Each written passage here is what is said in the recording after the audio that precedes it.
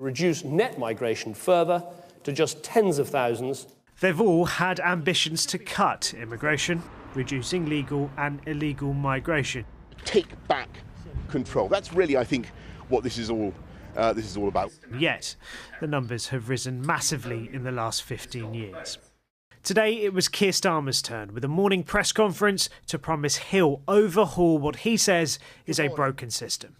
Today, we publish a white paper on immigration, a strategy absolutely central to my plan for change that will finally take back control of our borders. So as this white paper sets out, every area of the immigration system, work, family and study, will be tightened up so we have more control. A familiar turn of phrase and a pledge to get numbers down significantly, but a new set of proposals. They include doubling the time it takes to reach settled status to 10 years, introducing higher English language requirements for all visa applicants, and ending overseas recruitment for social care visas. That will be a worry for Northfield Nursing Home in Sheffield. They currently have around 12 overseas workers and say they struggle to hire British staff.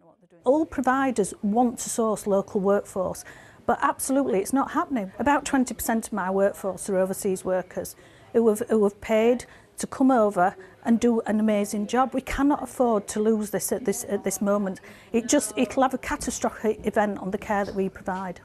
And opposition politicians on the right were also critical about the Prime Minister's plans. I think Labour are taking the public for fools. Many of the things he was announcing are things that they are voting against right now. The Labour Party haven't cared about immigration for decades and decades and decades, but they're in a blind panic because they realise this is now above the National Health Service as an issue of concern to British voters. It will potentially be a significant set of changes, but the Prime Minister has now set an ambitious target and one by which he and his government can be held accountable. Shihab, why this announcement and using this type of language, take back control right now?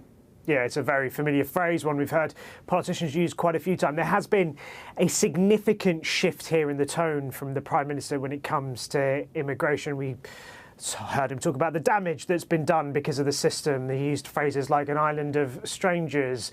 It's come actually under fire by some who work in the sector, charities in particular, who support immigration, and those who come into the UK have said that this is basically fanning the flames of the far right. One person that I spoke to highlighted the fact that there'd been riots in the UK not long ago from the far right, and they're concerned that this sort of language will amplify that further. Interestingly, I was speaking to Nigel Farage from Reform UK just an hour or so ago, and he was saying that he believes the reason why Keir Starmer is doing this is because their party did so well in the recent local elections. He thinks that Labour is incredibly worried. I've spoken to so many Labour MPs in the last few months in constituencies where Reform came second in the last general election who say they are worried that the party simply isn't doing enough when it comes to immigration, and that immigration is a huge issue for a number of people around the country. This is now the Labour Party and the government's plan to try and get net migration down. The issue is, however, that successive Prime Ministers have made pledges to do this. Interestingly,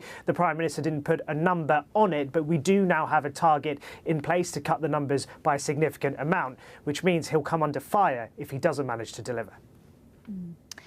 Shihab Khan, thank you very much. While today's announcement focused on legal migration, there was another reminder today of illegal migration and the perils of small boat crossings. Overnight, one craft broke up, and while 192 people were picked up by French authorities, one person has died.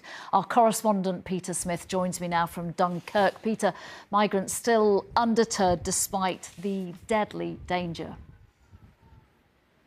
Exactly, this is a reminder of just how dangerous the channel behind me here is. But as you say, death is not a deterrent, and we can see that from the numbers. Last year was the deadliest year on record for migrant crossings across the channel, and yet this year the numbers trying to make that crossing are up again.